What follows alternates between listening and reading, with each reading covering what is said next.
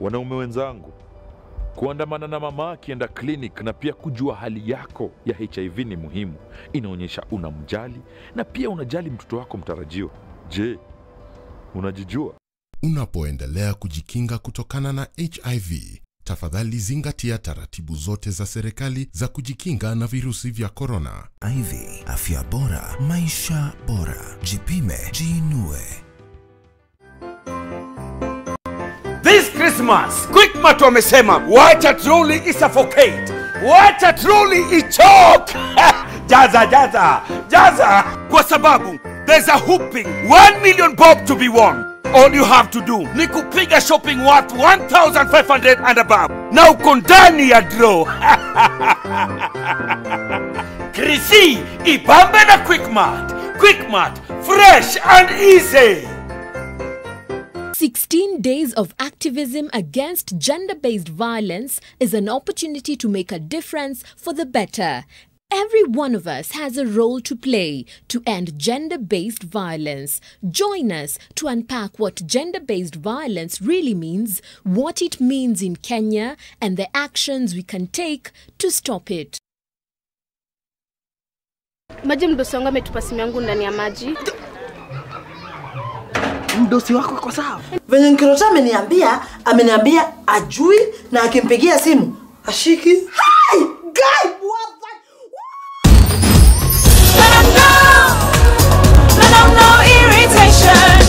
For the women who deserve more, Moped is now in Kenya and more than 40 countries. With its nylon-free surface, new Moped has unique softness and up to 100% protection. Your skin will love it.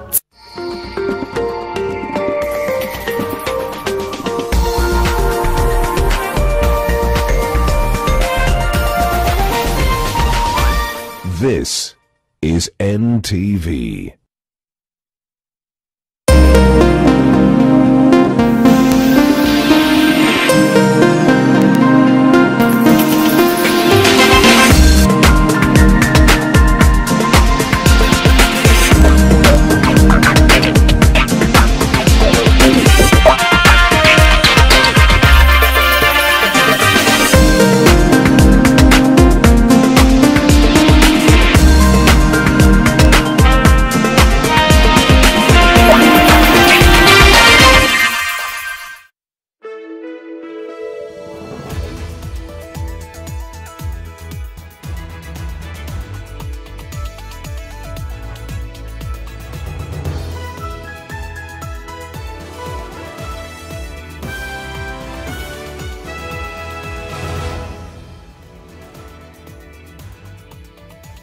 Good evening and welcome to NTV Tonight. My name is Burrows and welcome to the home for authoritative news you can depend on.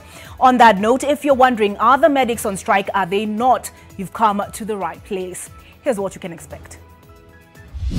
Tonight, 28-year-old doctor succumbs to COVID-19, admitted for weeks without insurance cover and neglected by the government after helping save lives from the virus at an isolation center. Crisis as nurses and clinical officers down their tools, but politicians have better ideas. A lot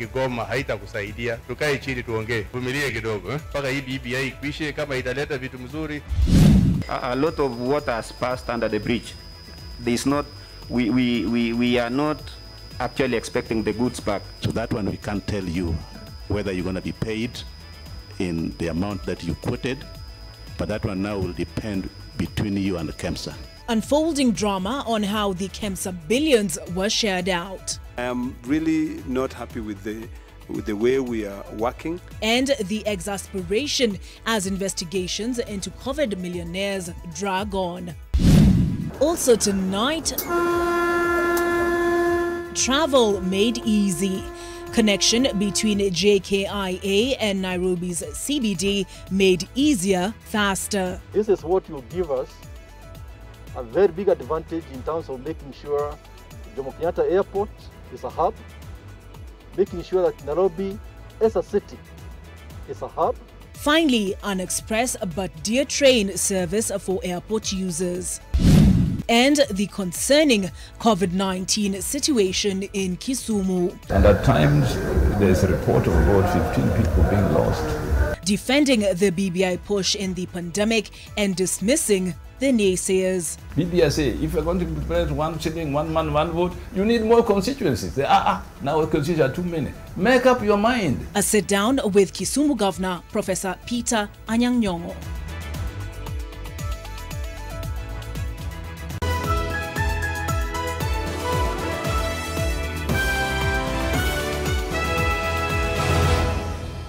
With me tonight is Flora Tieno. She will be providing the sign language interpretation. Tonight, we begin with the story of a 28-year-old doctor who this afternoon lost the fight to the coronavirus. Dr. Stephen Mogusu had been at the intensive care unit of the Kenyatta University Hospital when he succumbed to the very disease he helped save patients from for months. Dr. Stephen had recently expressed how vulnerable he felt, having worked at a COVID-19 isolation unit, and unfortunately, his greatest fears came to pass. His death comes at a time when doctors around the country are fighting for their rights in the front line as the KMPDU suspended their strike that was to start today. Anita Nkonge with the details. 28-year-old Dr. Stephen Mogusu has succumbed to COVID-19 this afternoon. He was infected with the virus from a close contact at an isolation center in Machakos that he had been posted at since August this year. After a selfless service to COVID-19 patients under the Universal Healthcare Coverage Program, Dr. Stephen had not been paid for 5 months. He fell ill around 3 weeks ago and had even been admitted to the high dependency unit and put on an oxygen machine at some point. On Saturday, he was admitted at the intensive care unit, but lost the fight to COVID-19 Monday afternoon. He had no insurance cover, and his family has been left with a hospital bill of over 850,000 shillings. Dr. Stephen leaves behind his wife and 5-month-old baby. This is the face of the sheer neglect the government has treated the plight of doctors with. Just yesterday, the KMPDU called off their strike that was to start today for 14 days. There are ongoing talks with the National and Senate Health Committees.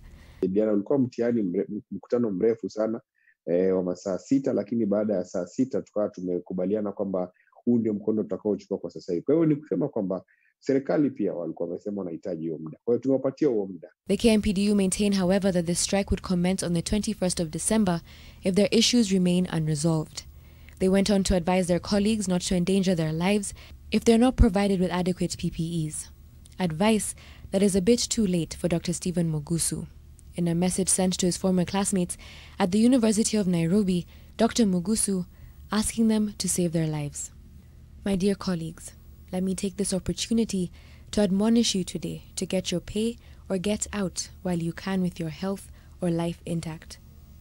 I will say not even a full pocket can replenish what has been lost in high O2 flows, all manner of masks, and begging for one more gasp of fresh air. Usually I'd write and write, but today I just want to save your miserable selves from those institutions you live to earn again. Save yourselves. Meanwhile, Health Cabinet Secretary Mutahi Kagwe is on the spot for a failure to authorize the Kenya Medical Supplies Authority to sell personal protective equipment at the current market price.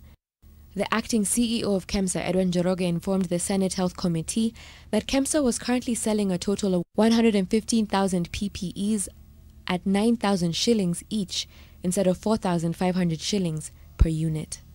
As this happens, Busia Governor Sos Peter Ojamong gave what could only be described as a ridiculous comment to doctors. Kama madaktari, nurses, clinical officers ambao wanataka kugoma, hata ukigoma haitakusaidia. Tukae chini tuongee. Mwambie hii watu ya health bwana, mvumilie kidogo mpaka hii BBI ikwishe, kama italeta vitu mzuri alafu twende mbele. Anita Nkonge, NTV. Mvumilia mpaka hii BBI, share your thoughts. The handle is at NTV Kenya on Twitter. Mine is Burrows. Now, much as there is some reprieve that healthcare workers under KMPDU have suspended their strike, their colleagues, those who are fighting by their side in the trenches, that is clinicians and nurses, maintain that their strike is still on. The clinicians and nurses say that the silence from government is deafening. And that silence, it could be argued, speaks volumes of the government's attitude towards them. Charity Mwangi with that story. If you have spent some time in a hospital, you know that though doctors play a big part, it's the nurses, clinical officers and technical staff who bear the considerable weight of running the hospitals. However, the government of Kenya appears oblivious or unconcerned of this fact. We are here and we are very frustrated. As Kenya Union of Clinical Officers and Kenya National Union of Nurses, because we never envisioned the day when the government was going to go on strike. Because today we are here to inform all Kenyans that your government has left you to your own devices. Solidarity forever. Today, they chose to go on strike, and county hospitals and healthcare centers are at a great disadvantage. They say that they have been abandoned by the government in a war zone that is the COVID-19 pandemic.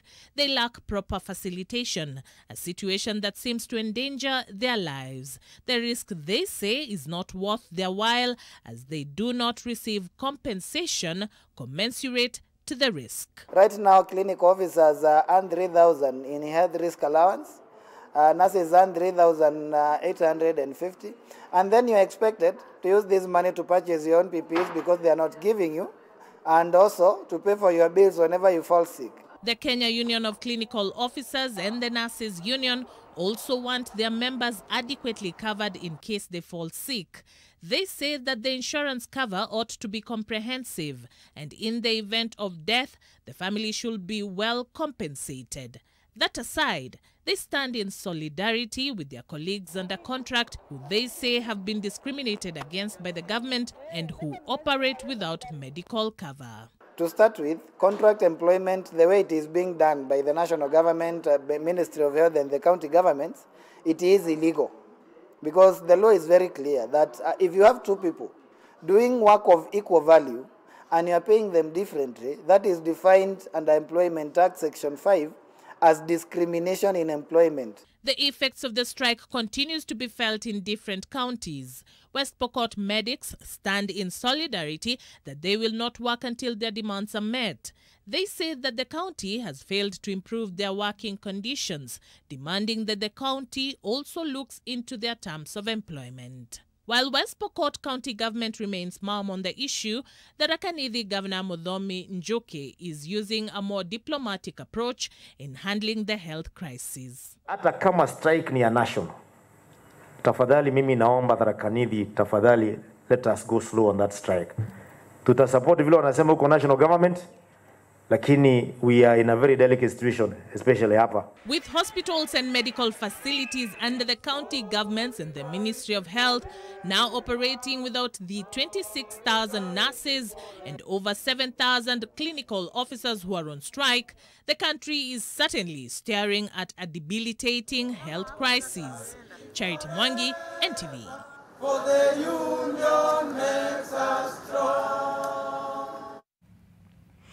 One of the largest beneficiary companies in the alleged 7.8 billion shillings Kenya Medical Supplies Authority irregular procurement scam, and that is Shop and Buy, wants the corruption-ridden agency to pay it close to 1 billion shillings worth of medical supplies it says it delivered. However, the Senate Committee on Health maintains that the firm, which was registered 2 months before winning the lucrative tender, did not follow the laid-down procurement processes. NTV's Seth Olale followed the heated session at Parliament's buildings. Then you also read. It was the second time in less than a month the director of Shop and Buy Limited, James Chelulei, was being grilled by the Senate Health Committee on the KEMSA 7.8 billion shillings heist. Shop and Buy is one of the largest beneficiaries of the lucrative KEMSA tender scam, receiving 970 million shillings worth of medical supplies that included 100,000 PPEs, each costing 9,000 shillings, that's double the price, and the KN95 face masks priced at 700 shillings per unit, also 2 times the market price. This is despite the company being reportedly registered in February 2020, just a month before the first COVID-19 case was confirmed in the country. In seeming perfect timing, Shop and Buy won the multi-million shilling tender to supply KEMSA 2 months after being registered and just a day after applying for the tender. We had good connections. And the firm, through its sole director, James Chelulei, now wants KEMSA to pay it. Most or part of our goods have been used, so there is no time, or a lot of water has passed under the bridge. There is not, we are not actually expecting the goods back. So you're actually waiting for a payment from KEMSA, as far as you're concerned? Yes, Chair. Okay. So that one we can't tell you whether you're going to be paid in the amount that you quoted, but that one now will depend between you and the KEMSA. We as a committee cannot tell you anything, but what we will be able to look be sitting to decide whether that was the best option for KEMSA to utilize public funds to conduct a retrospective whereby you first of all receive the goods, then now the procurement processes begin. Shop and Buy also revealed that it did not provide a performance or security bond to KEMSA as a requirement for getting the lucrative tender, since the agency did not demand it. To prove that the firm has been in the pharmaceutical business, apart from the KEMSA tender, Shop and Buy tabled documents revealing it supplied to companies called Bennett's Ventures Limited and Edumat Limited, as well as Jopuka Limited, a local agent to China suppliers. Other than Shop and Buy, the Senate Public Watchdog has summoned other COVID-19 beneficiaries, including Bremer Limited, amid protest by some members that the investigation is taking way too long to conclude. We are dilly-dallying, wasting our time. You know, I am really not happy with the way we are working. I think it's about time that we come to an end. This KEMSA investigation has been ongoing for a very long time. Additional beneficiaries as well as state agencies such as the Kenya Revenue Authority have been summoned to testify before the National Assembly Public Investment Committee, even as parliamentary inquiry into the KEMSA procurement scandal enters home stretch. Hopefully. Seth Olale, NTV, Nairobi. The thrust of that report by Seth Olale being that Shop and Buy, which was registered 2 months before winning a tender to supply KEMSA with equipment, is demanding a payment of close to 1 billion shillings. Again, share your thoughts. The handle is at NTV Kenya. Mine is at Burrows. Now, let's take a look at the COVID situation in the country. And 199 people have tested positive for the virus in the last 24 hours out of a sample size of 2,416, a positivity rate of 8.2%. This brings the nation's COVID infections tally to 88,579.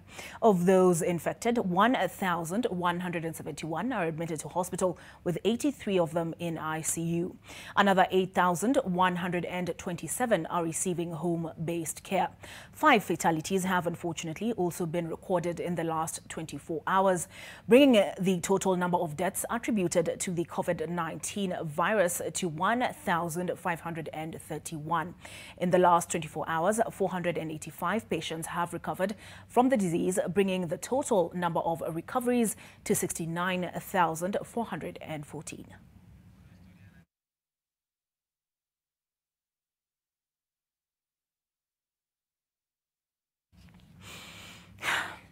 I need a break. Well, not me, but President Uhuru Kenyatta. Now, according to a memo that has been in circulation after the Jamhuri Day celebration on December the 12th, President Uhuru Kenyatta will not be available for any official business or public engagements, including phone calls unless they are emergencies. According to the brief on your screens now, originating from the Ministry of Foreign Affairs and sent to the heads of diplomatic missions, President Kenyatta will be unavailable for the duration of a month. That duration begins on December the 15th and ends on January the 15th, 2021. Now, I think we really do need a break. Catch you on the other side.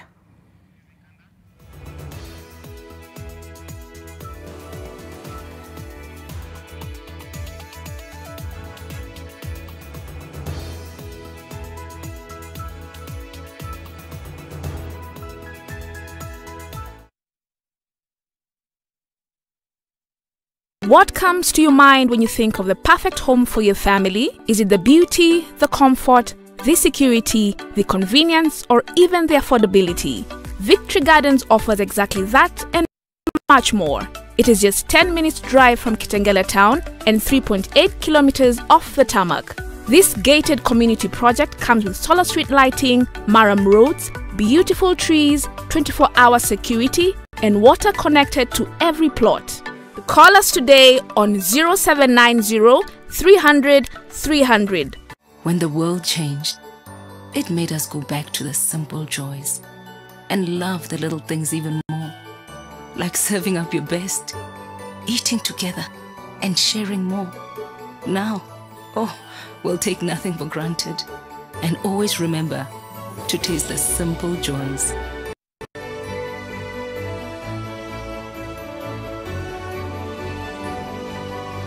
Enjoy the magic of Christmas with Coca-Cola. Kitisuru Amani Gardens apartments located near the International School of Kenya are almost complete. American kitchen with fitted cabinets, solar panels, bedrooms with an ensuite master bathroom, swimming pool, gym, backup generator and borehole, among other features. Call us. Our Kenyan number is +254 733 926 935. In the USA, call +1 205 948 7797. Kitisuru Amani Gardens Apartments, where elegance and luxury meet. Rock Industries brings you rock plastic with a variety of kitchenware, ranging from kitchen dishes, cups, plates, clothesline pegs, spoons, and even rulers for learners. All this coming in your preferred size, beautiful colors and texture, and our products are one shop away from where you are across the country. All Rock Industries Limited products are 100% virgin raw material that is cost-friendly. For these and more products, contact our offices on 0722 575619 or 0736 02 8181. You can also visit our offices in Industrial Area, Ndume Road, off Lunga Lunga Road, Nairobi. Fun and food got together beautifully at GMC Place. Enjoy our succulent meals in a serene setting with a varied choice of fun games for the little ones. Cup it up with a cuppa or a cocktail, all available to your taste. Discover the joy of a warm pool by diving into the Blue Oasis heated pool. Or at GMC Place, the fun never ends. Make your reservation today on 0701 560 560.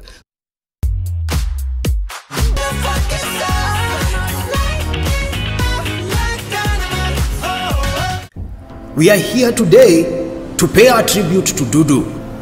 Dudu was full of life. He bit, stung, and made people itch at his own will. He spread malaria with great pride. To the family, stay strong and believe that the love he has left behind will follow in his wings. I heard he was killed by mosquito. His family does not know yet. I said he was killed by mosquito. Mosquito kills mosquitoes, cockroaches, and all household insects. Kufedi! A product of Osho Chemical Industries. I would have wanted to postpone this conversation because I know that this has been a terrible day for you, but we better deal with it right away. What's going on?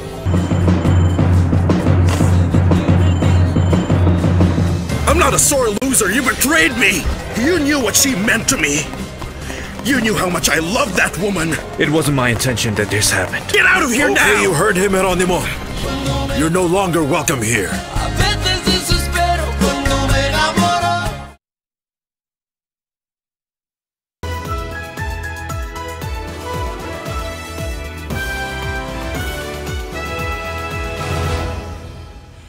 Thank you for staying with us on NTV tonight. Now that the wheels of impeachment have been set in motion, with the Senate Speaker Kenneth Lusaka announcing that a special sitting will be held on Wednesday on the Mike Sonko motion, what can the residents of Nairobi County expect? Moving forward, will Governor Sonko's fate in the Senate be decided on the strength of the charges against him or politics? Can the courts be expected to provide him some reprieve? And should the motion to impeach him succeed, what happens then in the absence of a deputy? And where does it all leave the Nairobi Metropolitan Services? Take a look.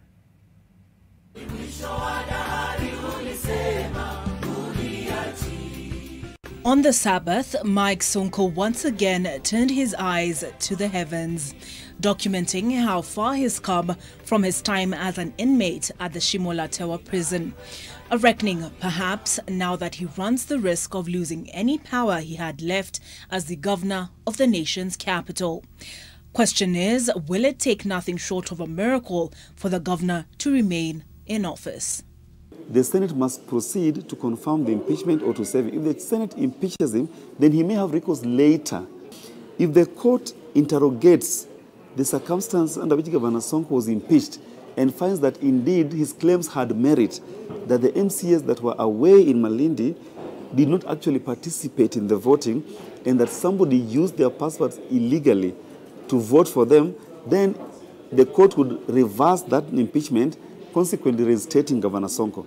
But until then, the court cannot intervene and interfere with the process of his impeachment.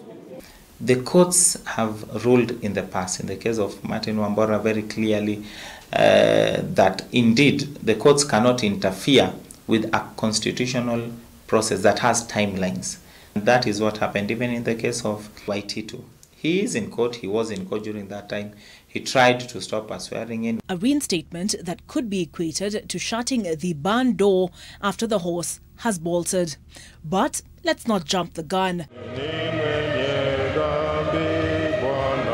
The Senate must first decide. Sasa nakuja kwangu, Jumatano tuone vile tutafanya. Even if there were other political consideration, like people considering him as an irritant, as someone who is incompetent and incapable, has Governor Sonko been suspected of committing corruption offenses? Yes. Has he been charged? Yes. Does that leave him up a creek without a paddle? The creek being the Senate and the paddle a friend. Impeachment of a governor can even happen for amusement, just because we can.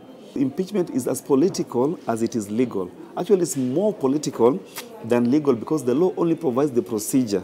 The law does not provide the substantive threshold questions for impeachment. Sonko isn't the only one whose fate hangs in the balance. His constituents are right there with him. The Constitution in Article 182 provides that in the absence of a deputy governor, the County Assembly Speaker takes charge, with the exception that an election shall be held within 60 days. It will be the first time in history where a speaker will actually assume the office of the governor because of the absence of a deputy governor. In that particular instance, it is not good to throw or to force a county to go into elections, gubernatorial elections, because we know it is expensive, it raises political tensions, and it may not be a prudent thing. Another political consideration would be what happens to the Nairobi Metropolitan Services should the signatory to the transfer of powers cease to hold office. The only way that NMS could have or can have full authority to discharge all these functions is if there is an amendment to the Constitution. That amendment to the Constitution is about governance and governorship, and it will still be subjected to a referendum, at least to the extent of Nairobi County and its residents. It may as well happen that they may combine the two elections. And what of Polycarp Igathe, with the Independent Electoral and Boundaries Commission having stated it was not officially notified of his resignation as Sonko's deputy back in 2018? Could he swoop in and claim the spoils? For him to all of a sudden come up and say, now I am still the deputy governor, it will actually be suicidal and it will go to the roots of his integrity. Whichever way the dice fall, what is plain is that it will be no simple matter.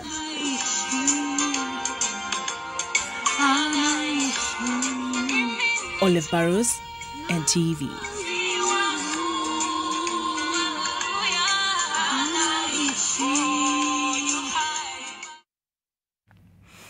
On the back of that report by Olive Burrows, the intrigues surrounding the Nairobi County government may grind services to a halt if the contention around the Nairobi City County Appropriations Act 2020 is not expeditiously resolved. The High Court has suspended the spending of any funds based on the Act for a period of 10 days and instructed the Office of the Attorney General to convene a meeting between the parties for a settlement. President Uhuru Kenyatta has called on the youth to reject handouts from politicians and instead demand the creation of an enabling environment that will ensure their financial stability. At the same time, the Building Bridges initiative is still eliciting different views among leaders in the country. The Bomas of Kenya here in Nairobi played host to the launch of the Kenya Nimimi Youth Summit that brought together more than 500 youth from the 47 counties. The youth campaign seeks to create a national platform for the youth to dialogue on their agenda and participate in social, economic and democratic processes in the country. President Uhuru Kenyatta, who was the chief guest, also used the platform to push for the handshake philosophy among the youth. This handshake principle needs to take root, and our young people must be involved in it.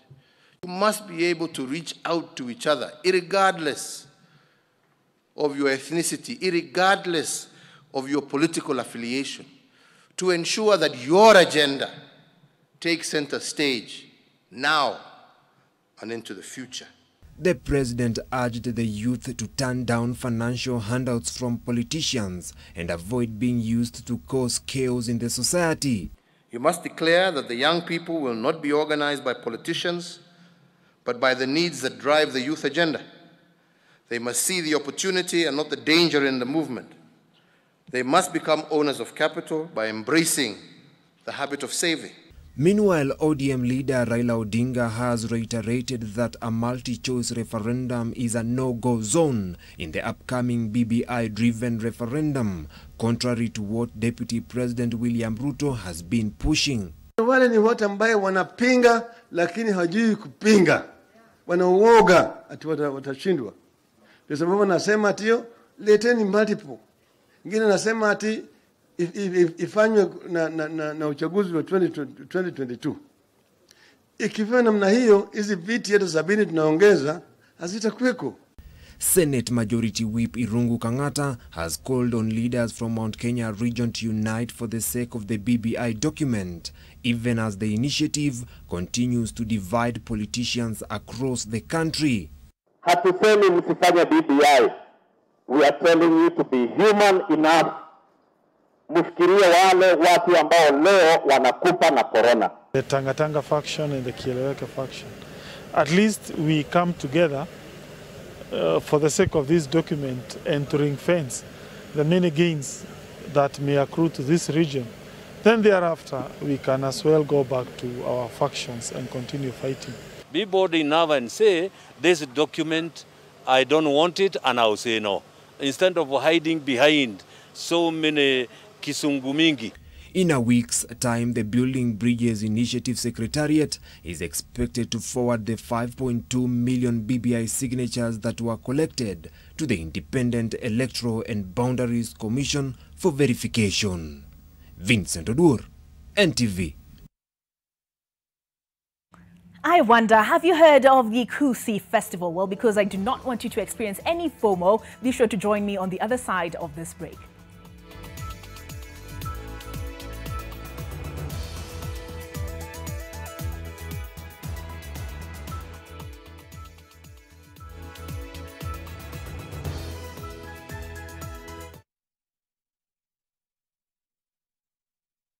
For a better tomorrow, don't forget to do the 1, 2, 3 with Colgate every night.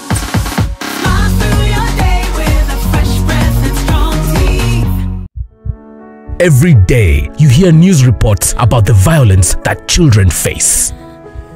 We face sexual violence that tears our lives apart. We are beaten in our homes where we're supposed to be safe and even in school. We are insulted and berated. If you see me being sexually abused, stop it. If you see me being beaten, stop it. If you see me being hit, stop it. If you see me being bullied, stop it. The violence against us will not end until you stop it. And the stories will remain the same until you change them. Any form of violence against children is wrong. Report cases of abuse to a trusted adult, children's officers, the police, or call the child helpline 116. Spot it and stop it.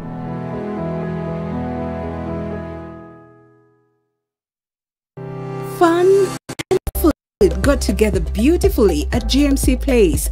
Enjoy our succulent meals in a serene setting with a varied choice of fun games for the little ones. Cup it up with a cuppa or a cocktail, all available to your taste. Discover the joy of a warm pool by diving into the Blue Oasis heated pool. Or at GMC Place, the fun never ends. Make your reservation today on 0701 560 560. When the world changed, it made us go back to the simple joys and love the little things even more. Like serving up your best, eating together, and sharing more. Now, we'll take nothing for granted and always remember to taste the simple joys.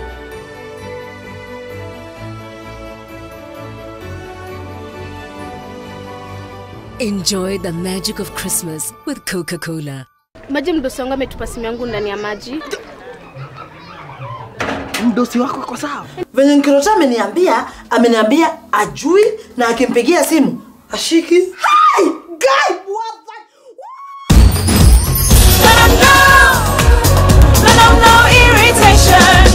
For the women who deserve more, Moped is now in Kenya and more than 40 countries. With its nylon-free surface, new Moped has unique softness and up to 100% protection. Your skin will love it. Honestly, babe, what is chai bila maziwa? I know, darling. Like this lactose-free milk. Is it even real milk? Why don't you ask the expert? Me! Gold Crown lactose-free milk is 100% natural cow's milk. The only difference is that the lactose in the milk has already been broken down, making it easier to digest. So no more funny feelings in the tummy. Wow! And it tastes just like regular milk. Because it is! And you've heard it from the cow's mouth. What a relief! Thank you, Gold Crown. If regular milk makes you feel uncomfortable, try Gold Crown lactose-free milk. Milk that loves you.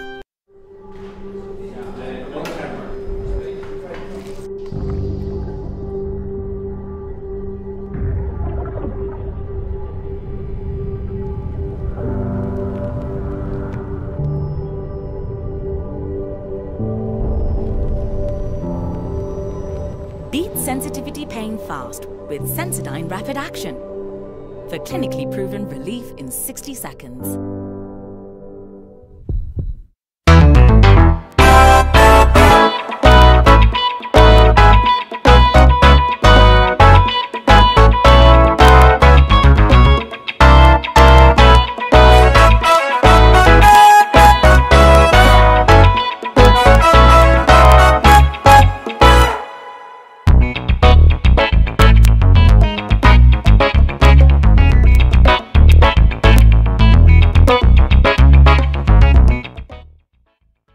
Rhino Mabati Factory Limited is a manufacturer of custom-made roofing mabati up to 6.5 meters that save up to 25% on off-cuts cost. We offer fast free delivery countrywide. You can now enjoy our Christmas mega sales on all tile profile charcoal grey matte finish gauge 28 at only 645 shillings per meter.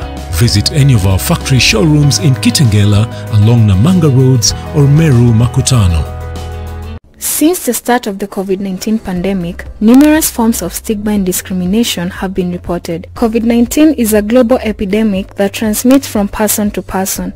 Anybody can get it, as it does not discriminate. So do not discriminate against those who have it. Let us play our part in stopping stigma by following these simple rules. Don't blame people for catching the disease. Don't refer to people as Yule or Corona. Don't share rumors. Do not run away from someone who has tested positive.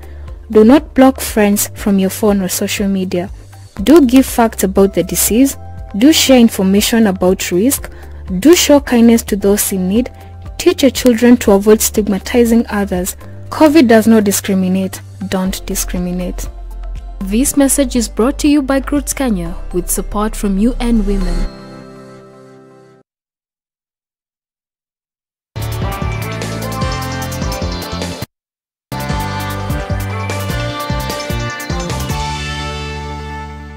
Time for the business news now, and Kenya Railways will charge commuters 500 Kenya shillings for an express trip from the Nairobi Central Station to the Jomo Kenyatta International Airport on the newly acquired diesel multiple units. A trip expected to cut the time spent on traffic, but as Victor Kiprop reports, the trip will not be entirely express, as the railway terminates at Embakasi village and passengers will have to disembark and then continue the rest of the journey using commuter buses. So how many times have you missed your flight because you could not be at the airport on time? Or how many times have you had to dump your car at the highway and jump on a motorbike just to beat the traffic jam? Well, Kenya Railways says that will no longer be a concern, as the commuter train service will take a maximum of 30 minutes between the central business district and the airport.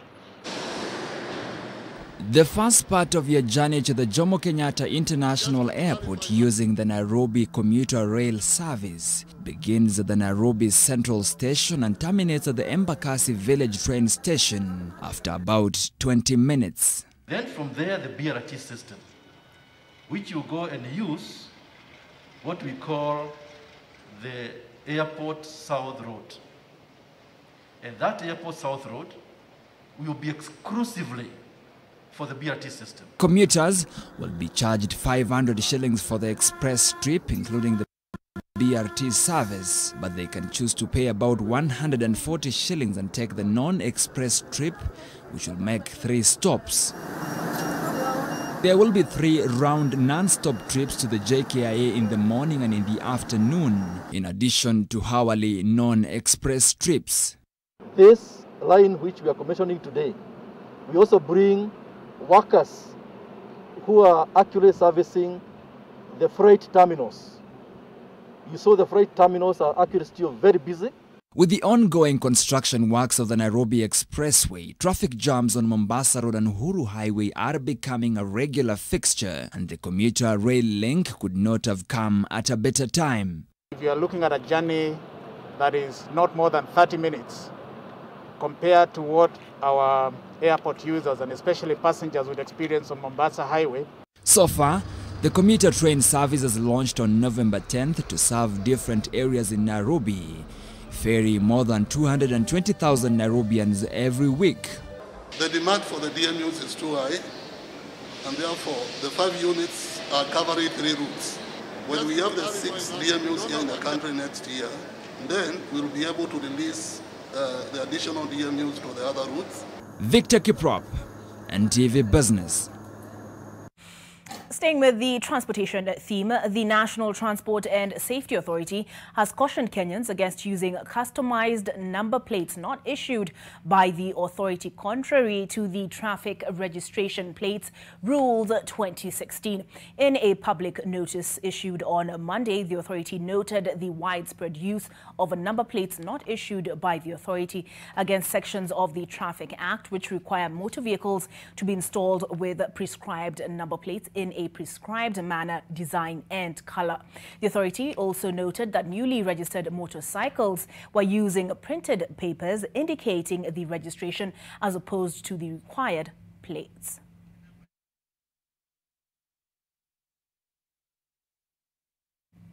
Over 2,500 delegates have registered for the second Kusi Ideas Festival, which begins early Tuesday at the Siala Resort in Kisumu City. The mix of in-person and virtual conference brings together heads of state and government, governors, high-ranking state officials, medical and economic experts, and thought leaders to engage on the future of the continent under the theme Towards a Post-COVID Africa, Recovering Together.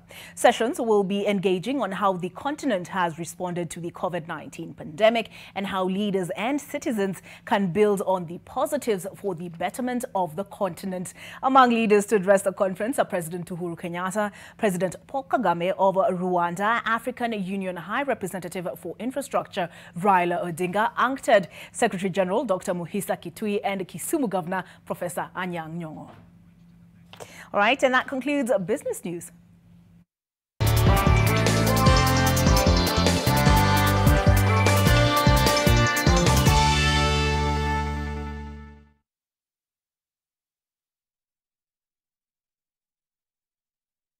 Jichanue na data statements. Kujua vile bundles zinatumika.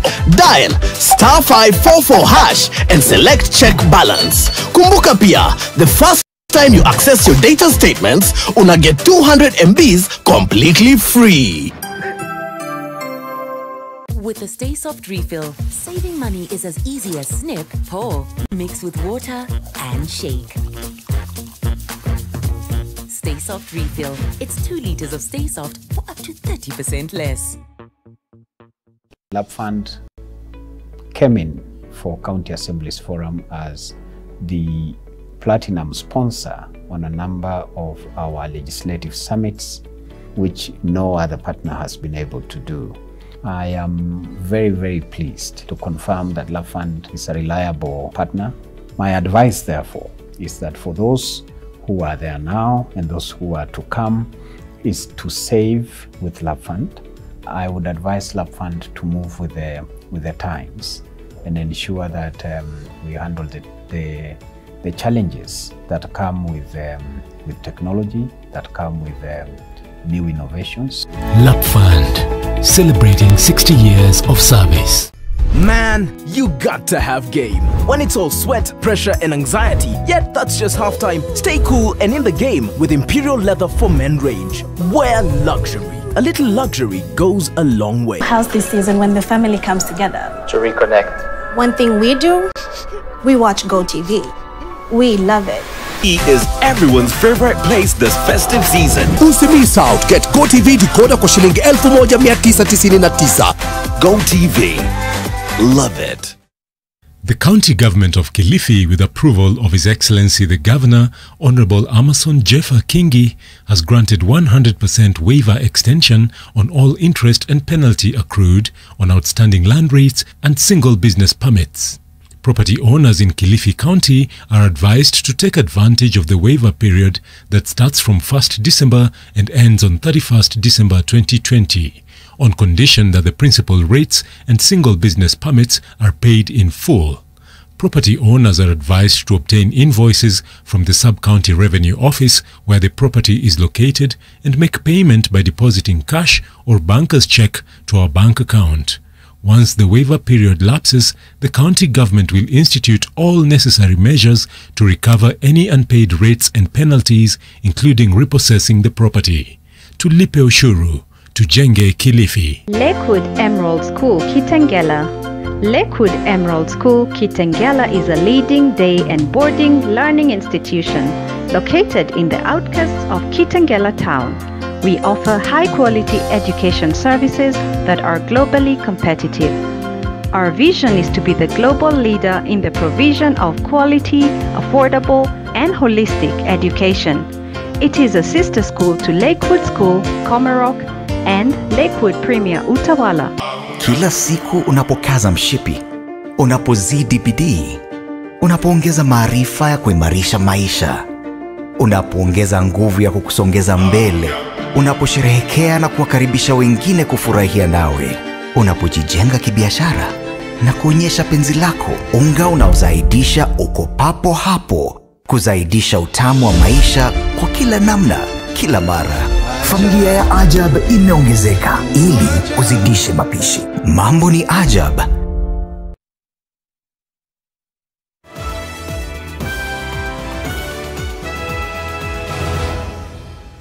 As always, it's a pleasure to have you on NTV tonight. The Kenya Wildlife Service and Ruko Community Conservancy have moved two Rothschild's giraffes from Longicharo Island in Lake Baringo to the mainland. The two endangered giraffes were trapped and isolated on the lower part of the island as water levels continue to rise. Another 6 giraffes, which are still trapped on the island, will be rescued next year. Rose Wangwe with that story. Months of torrential rains caused lakes Baringo and Bogoria to swell, creating several problems for both human and wildlife. As the lake waters rose, the endangered Rothschild giraffes in Longicharo Island were forced onto a shrinking slice of land. The island the giraffes have been living on has been slowly disappearing. The adult female giraffe named Asiwa had been living on Longicharo Island, where water levels had been rising up to 6 inches a day due to heavy rains. Asiwa had become cut off on her own, and her rescuers faced a race against the clock to get her out. Getting Asiwa and her fellow giraffes to safety isn't an easy task. The massive animal boarded a custom-made steel barge. The barge is an engineering marvel designed and built specifically to carry the giraffe. The rectangular steel structure floats atop a series of empty drums for buoyancy. Reinforced sides kept the giraffe from jumping out as the barge was gently maneuvered by boats. Another giraffe known as Pasaka was also rescued from the island. The two were relocated to Ruko Community Conservancy. Currently, only 6 giraffes are holed up at the shrinking Lake Baringo Island, and their relocation to safer habitation in the mainland will have to wait till next year. The operation is being coordinated by the Kenya Wildlife Service, Save Giraffes Now, and the Northern Rangelands Trust. Rozongoi, NTV. Yay, indeed. They made it across on the barge. All right, coming up next is Ida Waringa with the sports.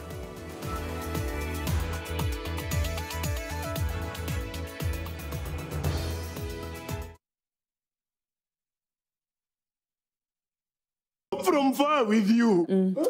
I even gifted you a magnificent house. Rosa, it's the thought that counts. Please help me. When it comes to fever, you need to be both. Panadol Baby and Infant starts to work on fever in 15 minutes and is gentle on the tummy. Panadol Baby and Infant, tough on fever, gentle on your child.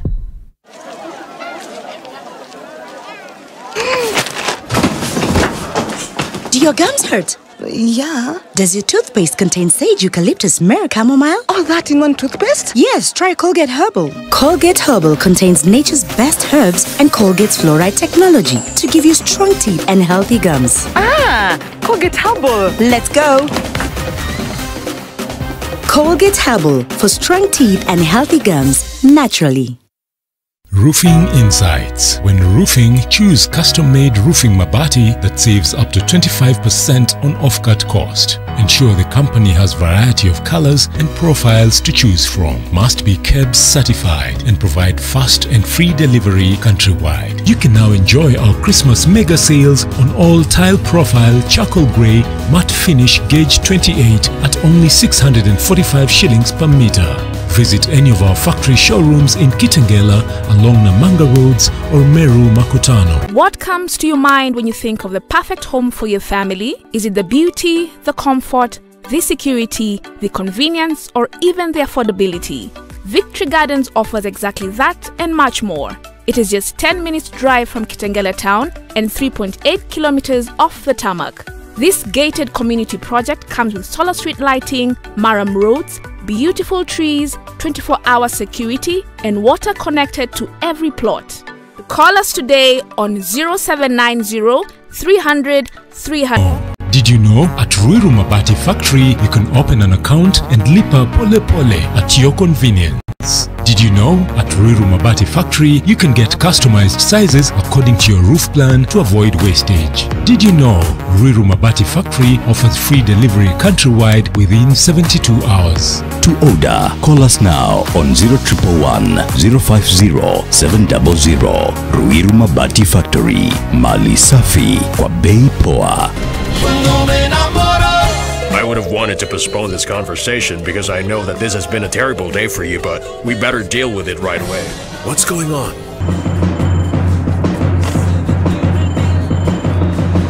I'm not a sore loser. You betrayed me. You knew what she meant to me. You knew how much I loved that woman. It wasn't my intention that this happened. Get out of here now! Okay, you heard him, Eronimo. You're no longer welcome here.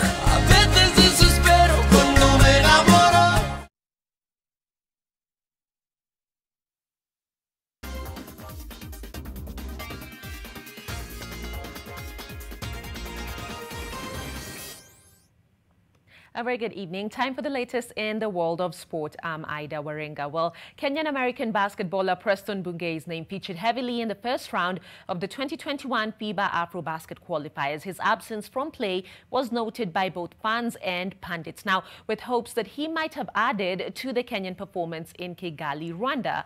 Well, with the second round of qualification roughly 2 months away, the 25-year-old is raring to go. Kenyan-American Preston Bungei, whose roots stem from Kapsabet, Nandi County, is aiming to continue his family's athletic legacy through basketball. So my parents signed me up when I was 5 years old. My grandfather on my mom's side, he played basketball in college at Kansas University. So everyone, my aunts, my uncles, they all played basketball. So my parents signed me up when I was 5 years old in like a little county local league. And ever since then, I've just loved basketball. The 25-year-old's father is the late Kenyan athlete James Bungei, who went to the United States on a running scholarship where he met fellow athlete Christy Dafter, and together they started a family. Bungei turns nationally for the Kenya men's basketball team, the Morans. I think playing for the Kenya national team is definitely a step in the right direction. You know, playing at the international level for any country is a blessing in itself. So for me, I'm just taking it step by step and, you know, just enjoying the process. The 6'6" guard, who credits the late Kobe Bryant as his inspiration, is also motivated by his fellow Morans. Kenyan team, I mean, I feel like my guy Tyler Ongwe. If you look at him and his career, he plays in Champions League right now, which is the second or third best European competition in Europe. So Tyler definitely sets a good example for all the guys. He's a professional. He works hard, and you know, he just comes in and gets the job done. So Tyler's definitely someone for all of us to look up to. Bungei currently plays for the Norfolk State University Spartans team based in Virginia, United States.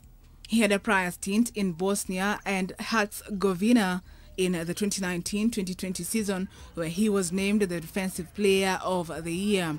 Bungei, who grew up in Albuquerque, New Mexico, started an American scholarship program in 2019 to help needy children talented in basketball.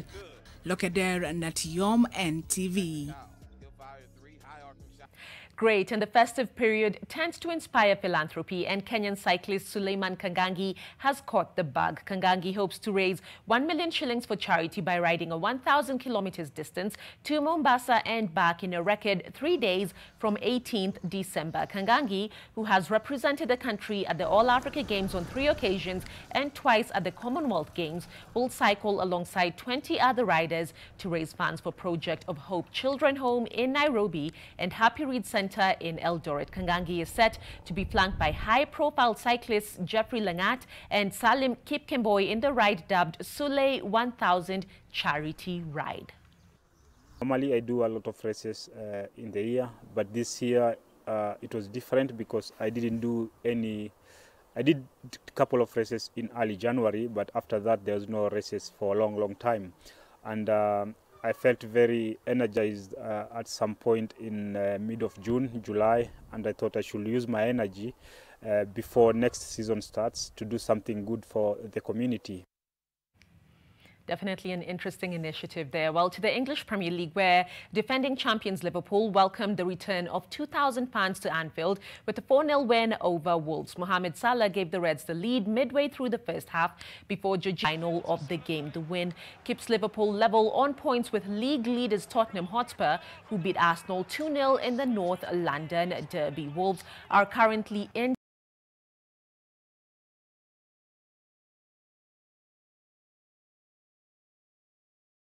of the night's league action. That does it for tonight. Do enjoy the rest of your viewing.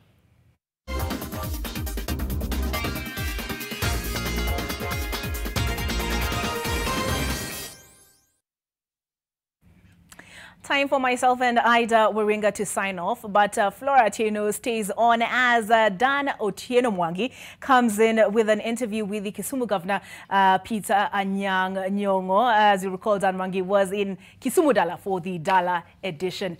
For myself, good night.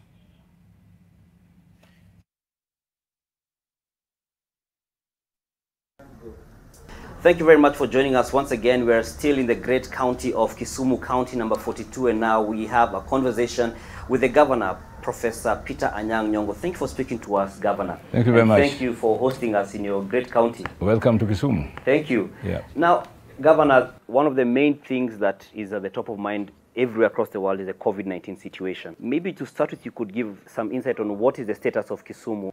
Well, you know, when COVID-19 struck us last year, about April, May there, the infection rate here was actually very low. By the time we came to about September, we perhaps had lost only about 2 people in Kisumu County, those originating from Kisumu County. But since October, we have seen the sudden rise in COVID-19 cases in the county. I would say the death rate has gone up maybe 2 or 3%, when then it was only 1%.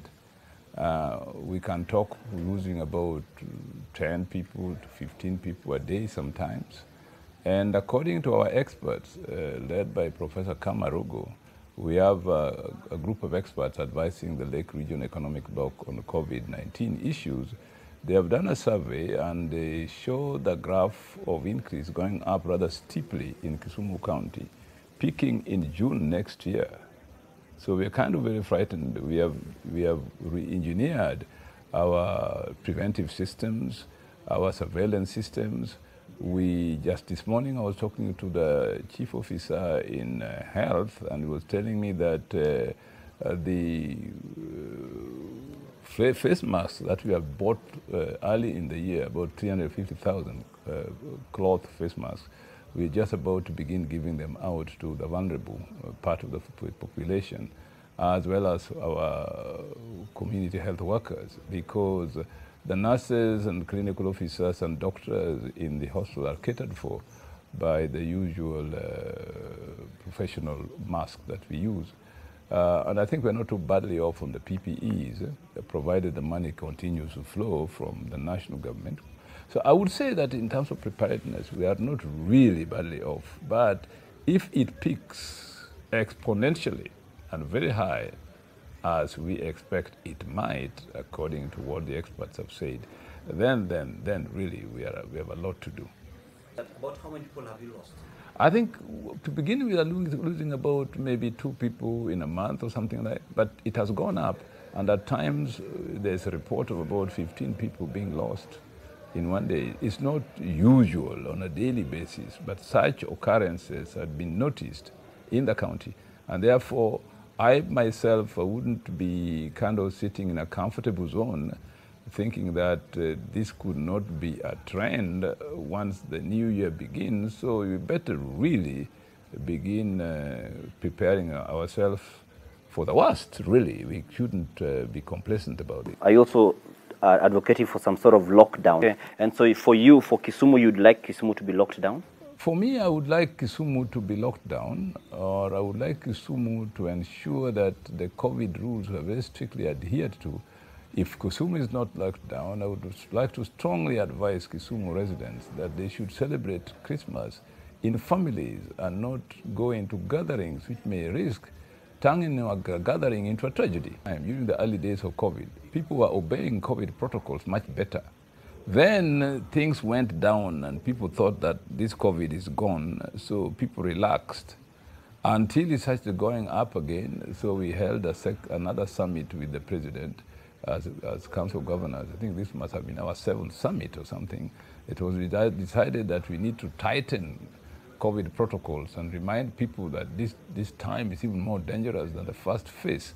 And I think people kind of were still in a denial that what we were saying was not actually true. But we have seen more and more people dying since October, really. More and more people dying, especially among the medical profession, but even ordinary people. We know, for example, we in Kisumu County, we are lucky, we have not lost anybody in the county assembly or in the executive. But if you go to our neighbors, like Kakamega, they have, Paranya himself was its chief of staff, some members of county assembly. Just yesterday, we were burying a member of parliament in Kakamega because of COVID. So I would say that really drastic plans must be taken. Now, I know that funerals are a very tempting cultural scene where people don't want to give up coming from all kinds of distances to bury a relative or a friend.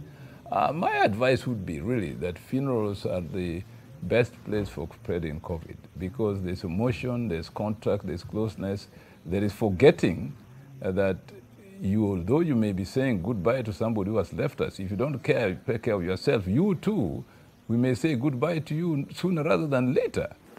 And we are seeing, doctors who are saying that they don't have medical cover and they're in the front line. We've heard of a doctor who is being fundraised for by his friends because he's in ICU owing to COVID-19 because he's dealing with those patients. What is your view on that, and what is the status of the Kisumu Health? My view of that is that National Health Insurance Fund is being very responsible. Whatever the arithmetic is, National Health Insurance Fund is a government insurance unit. The only one which is given the responsibility of giving insurance to civil servants and to the general public as a whole. The only one which could reach an accord with the national government to have extra funds to cover COVID-19 because COVID-19 is a national disaster. It is not a pre-existing disease. You can say this pre-existing, it can come from your ancestors, whatever. No, it has hit the world like thunderbolt from nowhere. So I think that NHIF is not being very innovative, is not being very useful to the citizens of Kenya, not to come up with a method of covering everybody at this point in time. Because in any case, whatever money they will use will be gained in terms of saving human resources. And that is important. Losing a doctor with several postgraduate degrees and several years of experience just because NHIF doesn't have a scheme that covers COVID is being penny-wise and pounds-foolish. So I think that our responsibility as a government is to make sure that we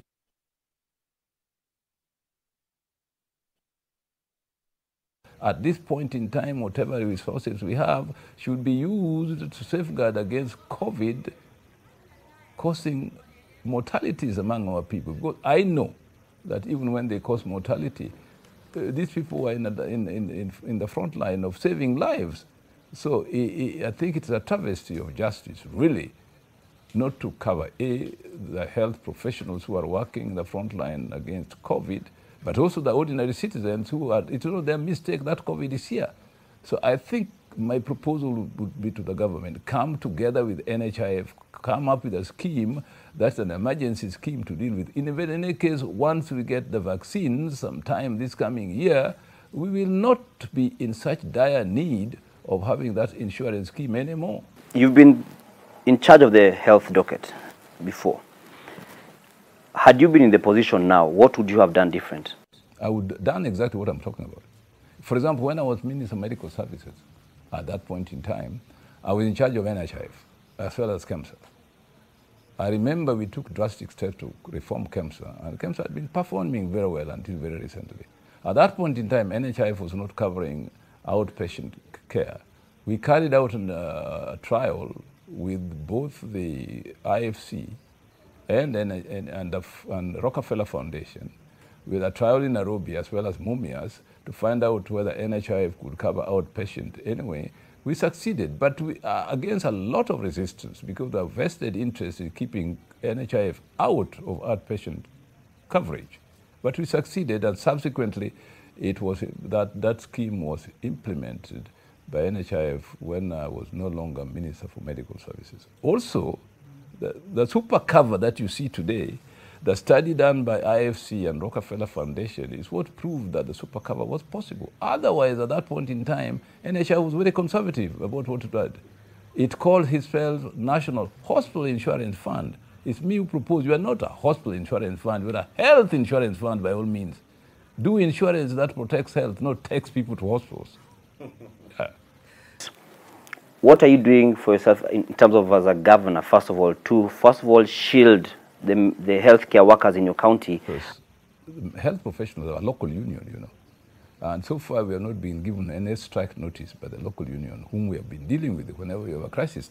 There are three major issues that they raised to us. One was promotion, which we did.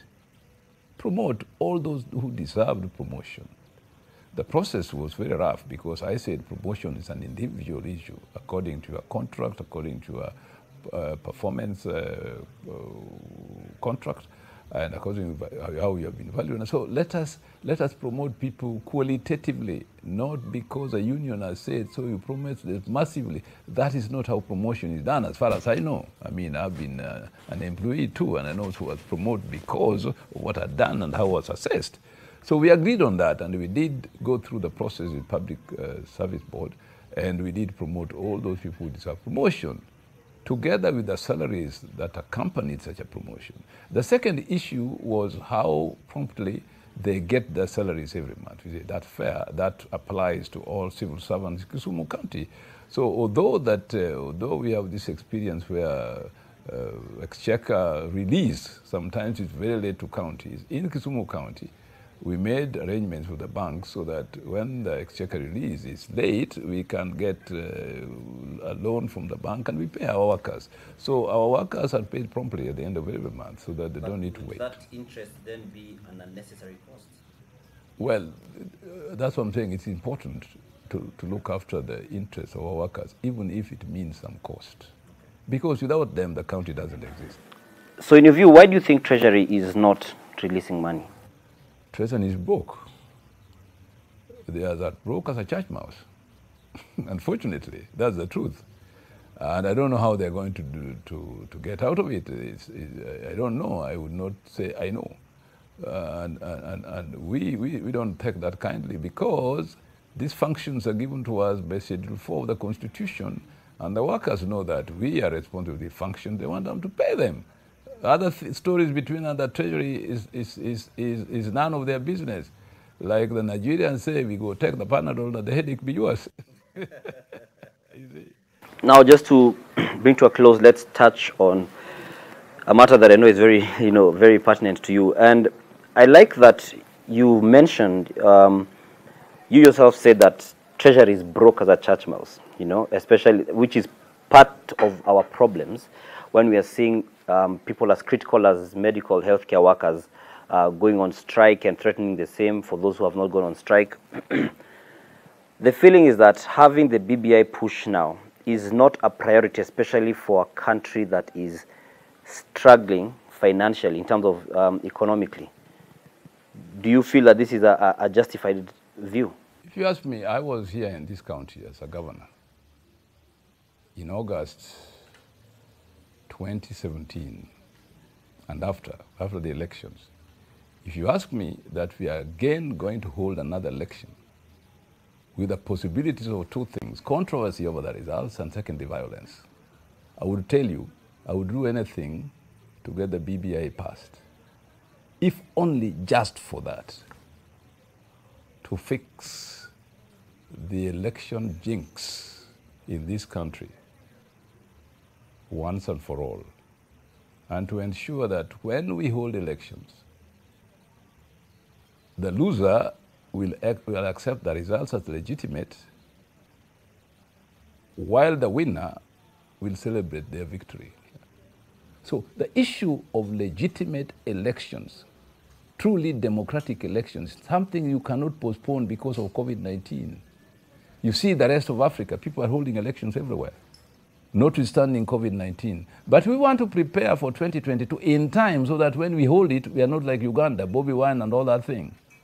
No, we will hold an election where when somebody wins the election, they will celebrate their victory while the loser accepts the results as legitimate, which the present constitution, I'm afraid, good as it is, and having struggled for it, and me, I was disappointed because it did not produce a parliamentary system, but I said it's better than what we have. Even now, I would say that the BBI did not give me a parliamentary system, but the things they give us, I think are very important to jump over the present hurdle in our political system into a better future. That is why it is called building the bridges. He did not say that building the highways, it's building the bridges. After you build the bridges, and you can continue the highways and go even further. So people who are trying to cross the T's and dot the I's about whether it's going to be multiple choice and so on, and missing the point. It is not those multiple choice and so on. It's the bigger issue. Now, before we even get to multiple choice, there's still the concern about cost. Again, you're saying Treasury is broke. We are not even able to, they're not able to send money for us to pay the frontline workers in this pandemic. Like you said, this is not an ordinary thing. You said it's a tragedy, it's a disaster. But the feeling is it that the political leadership is a bit tone deaf? No, it's not that. You know, we can chew gum and work at the same time, you know. We can solve this problem in the Constitution and still look for money to deal with this one. Some may argue that this is not chewing gum and walking.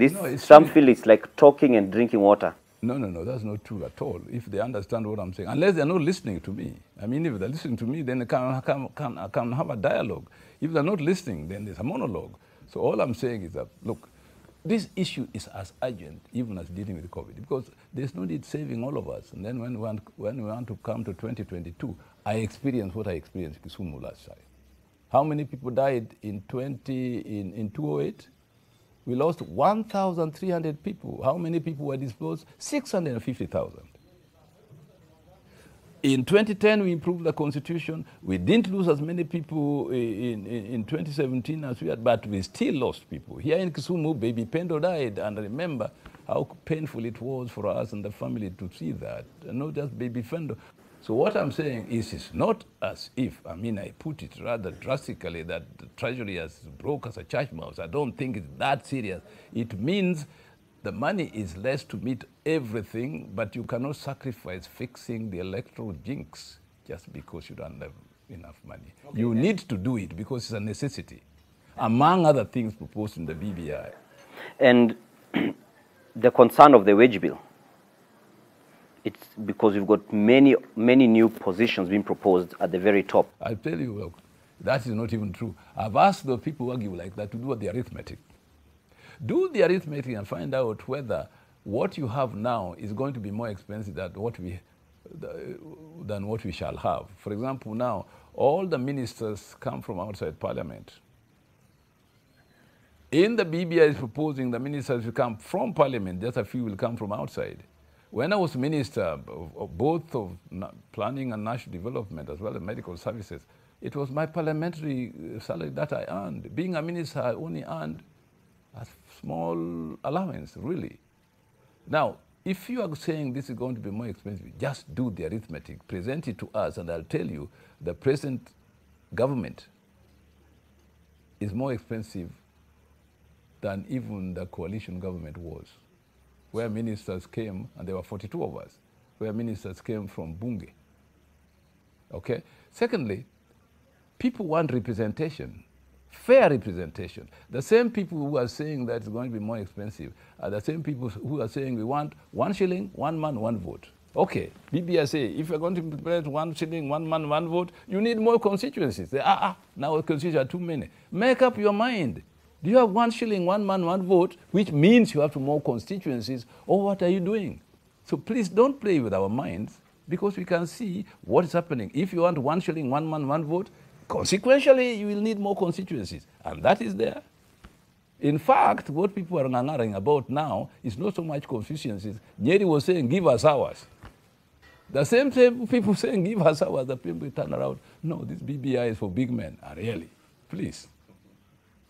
Don't try and have your cake and eat it at the same time. So what about those, like the deputy president has been saying that he'd like it to be one, run concurrently with the elections, the referendum, and two, he's talking about multiple choice approach as opposed to a one question. Let the deputy president give me the arithmetic while he's saying that they should run together with the election. The same deputy president is saying, look, this BBI is going to bring too many complicated choices for the people. The people will find it difficult to do that. The same deputy president is saying they want multiple choices. Now, which is which?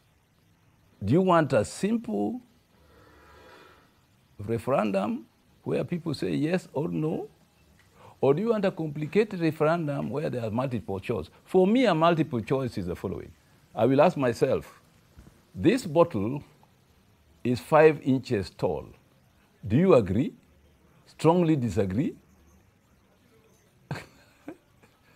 You see? Or do you disagree? Lightly disagree? That's multiple choice. You are trying to get multiple questions for answering one major question. But if you are saying you are answering yes or no, or you are saying, okay, the BBI proposes that the judiciary be increased, or the parliamentary be decreased, and you are voting on each of these issues, that is not multiple choice. That is many choices, which we do every year when we elect people at the elections. We elect a president, we elect an MP, we elect a senator, we elect an MCA, we elect a woman rep, who else do we elect? An MCA. We elect about 6 people. It is not multiple choice that we are making decisions on different positions. So the use of multiple choice as far as the deputy president is concerned is also rather misleading. We do appreciate that the BBI has been one of the vehicles that has contributed, according to the studies by the medics, like the Kenya Medical Association, to the spike in COVID-19 infections. The areas when you map, the nation did the story, when you map where there were rallies or these, gatherings, that the numbers spiked a few weeks after that. Well, let me say No, let me say the following. Don't just always to the BBI. Gatherings by their very nature. Whether the deputy president giving people wheelbarrows in Nyeri, or the Corino church holding a church thing in Bungoma, or it is by the Catholics having a major ceremony where the Archbishop is, where people gather, you risk getting COVID. Or the BBI function in Kisumu. But the BBI function we had here didn't really lead to that much of COVID. There's no evidence. But do you feel that you as leaders were setting an example that shouldn't be set? I'm saying yes, we should. In fact, that's why we are deciding the BBI that rather have these rallies, we shall have town hall meetings with proper social distancing, because you see the danger. You see, so in fact, I'm discouraging our staff and our people in this county that this idea of running to funerals where you have no relative or nothing, you stop it. I don't go. Yeah, because I know at my age, I am an endangered species. So I'd rather safeguard my species than go to funeral where I don't know who is going to come. I don't know where they're going to come and hug me, oh, Nyatinya Mera, whatnot, All right. Governor, you have the privilege of hosting the second Kusi Ideas Festival, and the first in Kenya, because it was first in Rwanda. What for you is the significance of this event altogether, then the significance for the county of Kisumu? You remember that we co-hosted, or we co-sponsored, the Kusi Ideas Festival last year with the Nation Media Group. Nation Media Group had actually advertised for people who want to co-sponsor by paying something, which I thought it was a very good idea. I thought it was really a good idea. It's like rising from its ashes, as it were. But anyway, if you have been to Genoa, you see those sailing boats. I mean, it was fantastic engineering. and the kind of metals and sails that were used. And then you turned the sail according to the direction the wind was blowing. So actually the sails were very scientifically structured, and there were many. So I asked, why are there so many sails? Because this boat, or these ships for that matter, moved according to the movement of the wind.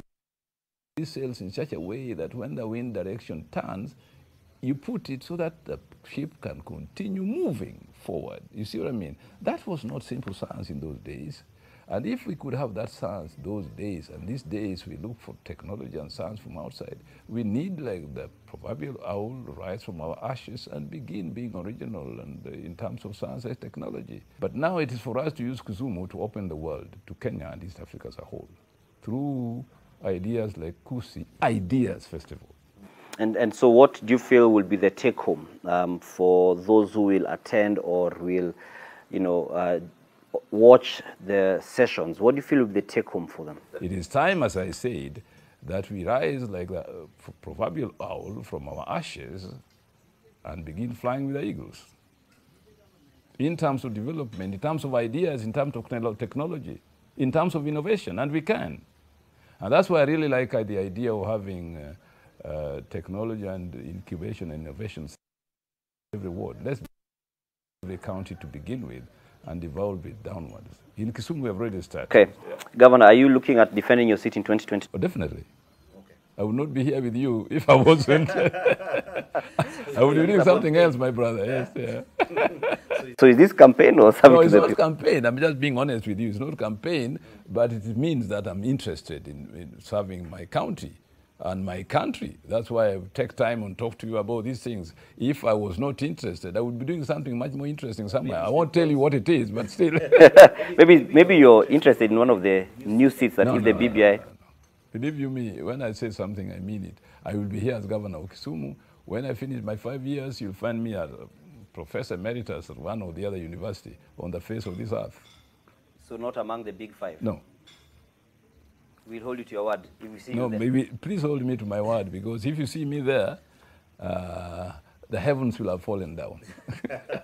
Thank you very much for speaking to us, Professor. Okay, thank you. I appreciate it. That's Professor Anyang' Nyong'o, who's the governor of the great county of Kisumu, county number 42, speaking to us on COVID-19, the Kusi Ideas Festival, which begins tomorrow. So be sure to be part of it, as well as the Building Bridges initiative and the issues around it. Thank you for watching.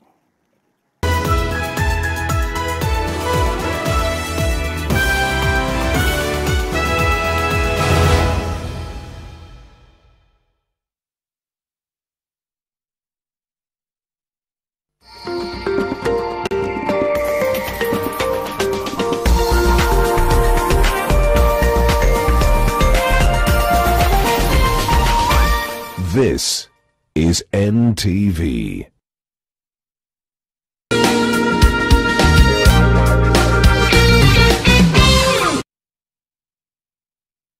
When the spirit of Kenya got going that magical day, it never looked back. And now, the same spirit is ready to take Kenya to the next level, led proudly by a new generation. Kenya Kin, Shangilia, Hustle ya Kenya. It's great here in paradise. Not too much going on, though. What have we here? An Eve. Hello there, little bird of paradise. A real gentleman wouldn't whistle at naked ladies. Who are you, anyway? Adam's the name. Might I seduce you with a Red Bull? Red Bull? Aren't you supposed to use a serpent for that? Not necessarily. Red Bull is the energy drink that gives you wings. Okay, I'm easily tempted. But surely we can't fly out of paradise. Come on, I'll show you paradise. Ooh. We are Nation, Africa's independent media brand. We are committed to empowering all Africans, from the young to the old, from the curious to the educated, and from the heart of the cities to the rural areas. We are Nation. Join us, because if you want to get far, you do it together. Nation. Empower Africa.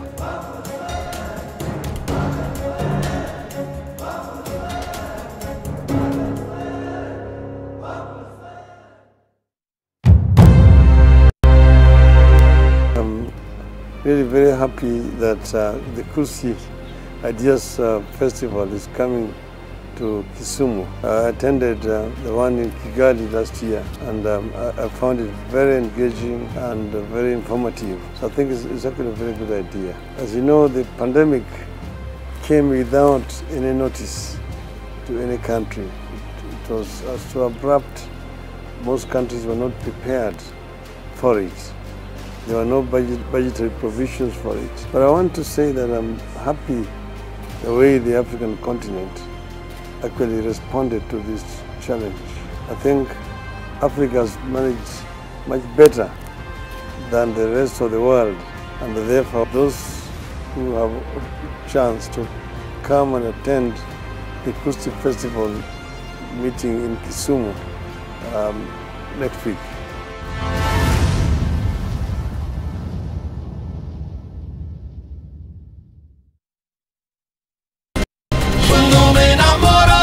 I would have wanted to postpone this conversation because I know that this has been a terrible day for you, but we better deal with it right away. What's going on?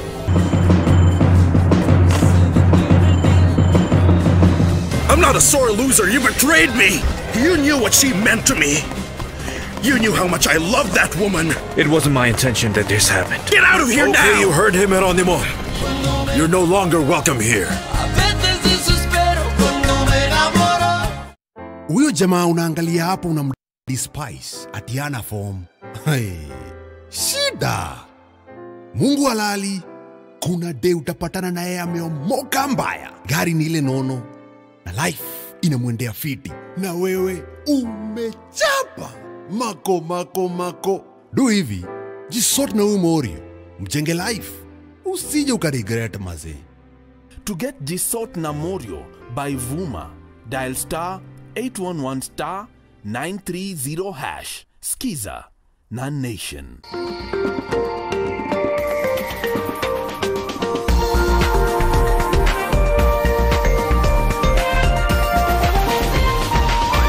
NTV, turning on your world. The following program has been rated PG. It may contain scenes unsuitable for children under the age of 10.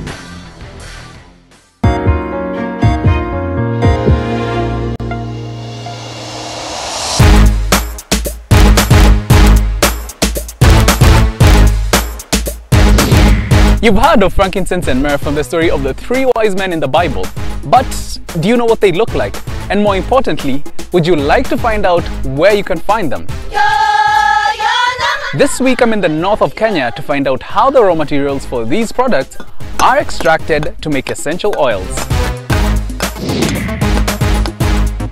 In a country where cash is